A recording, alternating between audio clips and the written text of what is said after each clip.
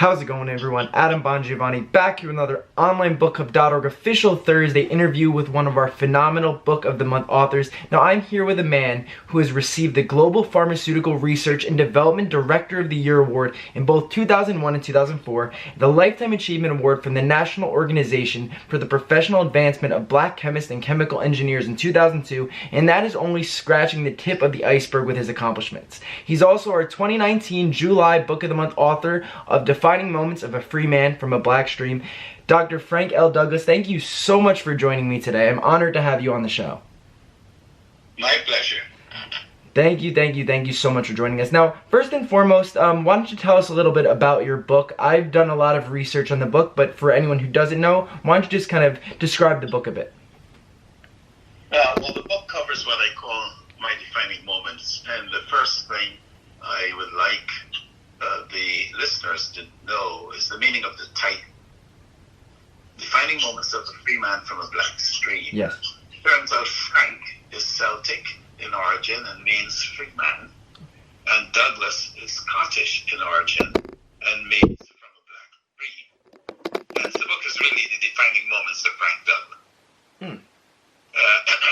I tell the story in the book how I learned the meaning of my name, and that's really one of the important defining moments in the book. Oh, wow. But overall, what the book does, it traces my upbringing and very humble, poor circumstances, my focus on academics, my focus on the church. I went to evangelical church, and the values that I gained during that period, which really stayed with me, something I only really recognized as I began to write the book. Wow.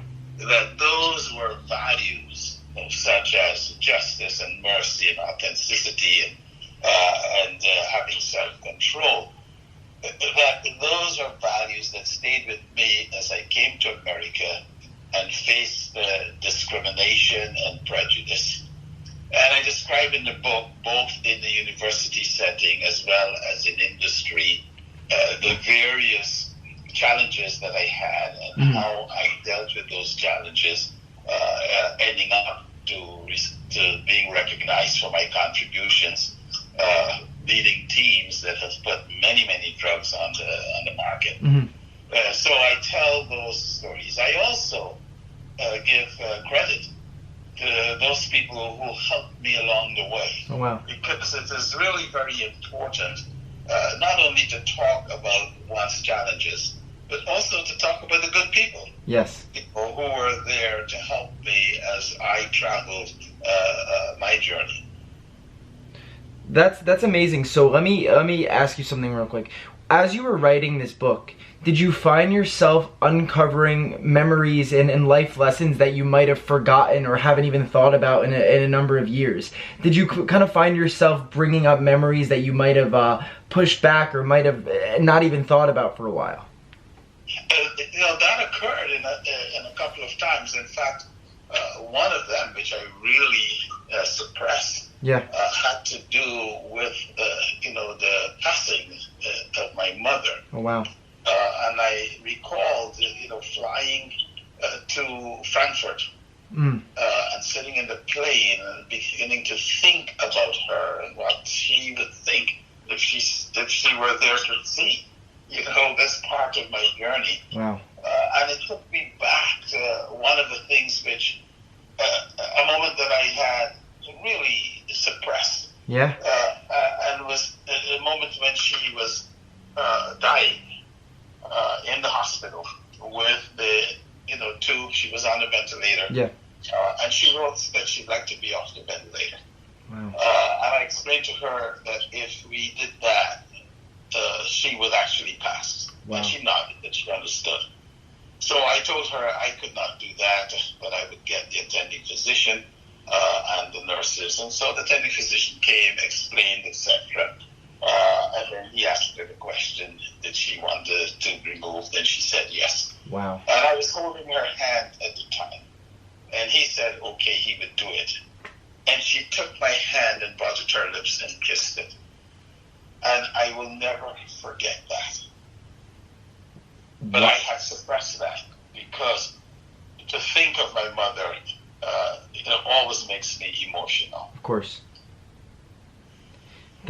I'm flabbergasted. That's such a intense and emotion-filled moment, and I'm sure when you're writing this book and kind of going through your history and everything you've been through, the good, the bad, the difficult, did you find yourself learning things about Dr. Frank L. Douglas that you didn't even know prior to experiencing all of these things? Yes, actually, as I said in my opening comment, Mm-hmm. is as I wrote the book, I then realized how those values that were important to me as a teenager, Mm-hmm. How they played out through my life, and at different times, different one of those values that I actually used to help me make decisions.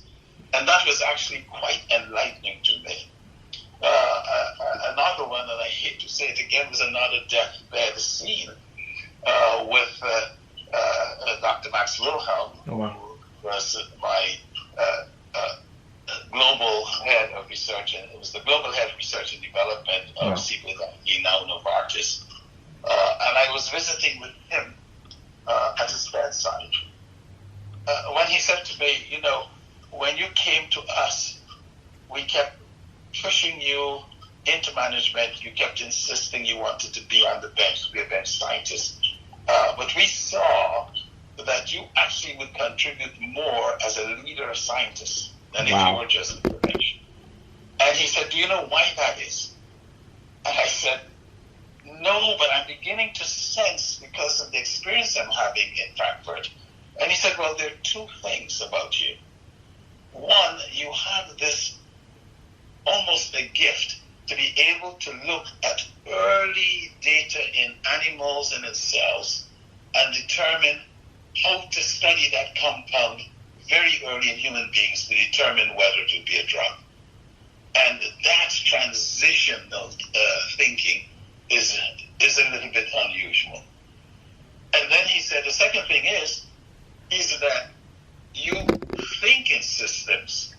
When there's a problem, you look at the problem in a much broader context than others, and as a result, you tend to come up with different types of solutions. Mm-hmm. Now, what was important about that is that as I was writing that, it took me back to a conversation that I had with Dr. Myron Tribus, who at the time was the head of research for Xerox. Oh, wow.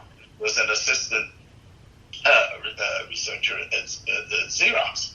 And I went to tell him that I was leaving Xerox to go to medical school.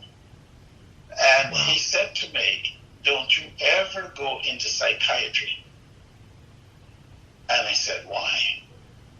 And he said, because the problem is not the rest of the world, the problem is you. And I began thinking as he said that to me, well, that's a strange thing for him to be telling me after all the wonderful things he told me. Yeah. And he said, let me explain why. Is that when there's a problem, you see the larger context of that problem. You see the social aspects of that problem, which many of us don't even think about. We don't even see. And if you go into psychiatry, it will tear you up. It turned out he was right. Wow. The most difficult rotation I had as a third-year medical student was my psychiatry rotation. Wow. I would come home totally exhausted, although my professors and attending in psychiatry were pushing me to go into psychiatry. In fact, in a letter they wrote, it's a shame that he's decided to do internal medicine. We think he's a loss to psychiatry. What they did not see is how it was tearing me up. Yep. So, and actually, as I said that word, I didn't intend to pun, but it is indeed the fact. It was tearing me up inside as well. Often I was in tears as I talked. I thought about some of these young, and most of them were young patients, schizophrenics and others. I can't imagine what that was like going through something like that. And in as successful and as talented as you are, and you had your superiors who were encouraging you to pursue it, but at the end of the day, if it's tearing you up inside and it's leaving you drained, I'm sure that takes such a toll. And obviously you've had many different roles in your life and you've accomplished so much, and I've actually was going through your Wikipedia page, and it's longer than some books, Dr. Douglas. It is there's a lot on there. Now, what I was wondering when you were writing this book, how did you determine what to leave out? Because I'm sure with even, I think it's 449 pages if I do remember, but I'm sure there was a lot you had to leave out and stories that you couldn't tell. How did you determine what to keep in the book, and how did you determine what to cut? Well, when I started, I wrote down a list of things that I considered defining moments from childhood through to about 2 or 3 years before the point I was writing the book. And I whittled it down to 30 events. And I focused on those events. But there was a sensitivity around some of those events. One, there's some cases where I had to realize, particularly when dealing with things in the pharmaceutical industry, that there might have been some business-sensitive issues that we could not discuss. Of course. There were a couple of events that, since those individuals are still alive, were just so egregious that to mention them in the book, I felt was not going to help those individuals anyhow. For sure. And so, okay, it was my experience, my pain. I leave it alone. It's not terribly instructive, except that it was very egregious. It was not instructive in any way. So I tried to select from the about 50 that I started with. I tried to select those that actually informed me, as I look back on it, really, informed me about how to respond to situations, and which perhaps could be instructive to others as they read the book. Wow. So you kind of looked at it from a perspective of, okay, which of these are going to provide the most insight and really kind of teach some sort of lesson? Because at the end of the day, I'm sure you could write a 6,000 page book if you wanted to. Now, narrowing it down and writing all these different life lessons and experiences you've had, how long did it take to write the book from start to end? You'll be surprised. I did the draft in 3 months. No way. That's amazing. I did the draft. If you ask my wife, she will tell you. Wow. I sat there on my laptop about 10 hours per day. Sometimes getting up in the middle of the night because I would go to bed, and then some days would awake me and I'd get back in it.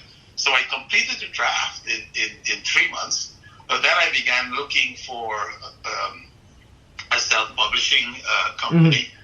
I found Durrance, and then I said to them, look, I've never written a book before, and I write papers, scientific papers. Of course. I've never written a book. I'd like to have an editor. And they gave me an editor who was just a wonderful woman. And we went through it in 3 weeks. Wow. Through 100 pages at a time. And she said, look, first of all, you write very well. Wow. I have one advice to give you, and that is you need to describe scenes a little bit more. And so we got that done in 3 weeks. Wow. Then I did another, run through again, just looking for typos and the like, and then submitted it to Durrance. Wow. That's an unbelievable amount of time. I don't think I've talked to any author that has finished a book and written a book that quickly. Now, if you wrote one book that quickly, do you have any other books planned for the future? I had not planned on writing another book, but I must say the reception that I'm getting from this book, and I have been invited to quite a number of book signings. The most important set of which actually come from Lehigh University. Oh, wow. Who has established a fireside chat series. I've done 4 of these so far, where I sit with about 20-25 faculty Wow. and administrators or students to discuss aspects of the book. They see the book as being helpful in increasing awareness of the importance of diversity, equity, and inclusion in the university. And frequently I'm asked the question, what will your next book be about? I'm sure. So I've begun to think about that, and I have a sense that that book will probably be based from so many of these excellent questions and discussions that I've been having in these book signings and fireside chat series. That's amazing. I'm so excited for it. Dr. Douglas, everyone who comes in contact with you, and just from talking with you for 15 minutes, I know is inspired by you. The book is unbelievably inspiring. Thank you so much for not only sharing with us today, but sharing with everyone who reads your book all of these life lessons and everything you've been through, because what you went through is teaching other people so much and inspiring other people, no matter how difficult and how tough their lives are and what they go through. You can truly push through and accomplish so much, no matter what hand you're dealt in life. So thank you so much for joining me today. Thank you so much for writing this book. It's been an honor speaking with you. Where can people find you if they want to reach out to you, or they want to find out more about you? They can reach to my website. Okay. It is www.freemanblackstream.com. Got it. Perfect. We will definitely link that below. Dr. Douglas, thank you so much for joining me. I hope to talk to you when you come out with this next book with all the questions you're being asked. So I'm very excited for that. I look forward to it. Thank you so much. No problem at all. Have a great day. You too, Adam. Bye-bye. Thank you. Bye-bye. I'm also looking at the camera. I'm also looking at Facebook. But for the record, if I keep looking up and down. Dr. Frank L. Douglas, what a man. An unbelievable human, an amazing writer, and I'm just honored to talk to him. He's been through so much in his life. People wouldn't even be able to understand how much this man has been through, and he's accomplished so much. Look at his Wikipedia page.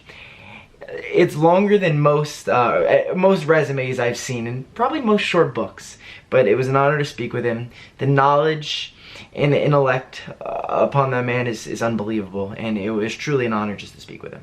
Hope you enjoyed that live chat with Dr. Frank L. Douglas. He's an unbelievable man, an inspiration, and a phenomenal writer. Check out his book, Defining Moments of a Free Man from a Black Stream. It's our July 2019 book of the month. Everything is in the description. Please like this video, leave your comments for questions for Dr. Frank for next time we have him on, because hopefully for his next book we talk to him. Thank you guys so much for watching. As always, I'm Adam Bongiovanni from onlinebookclub.org, and I will see you next Thursday.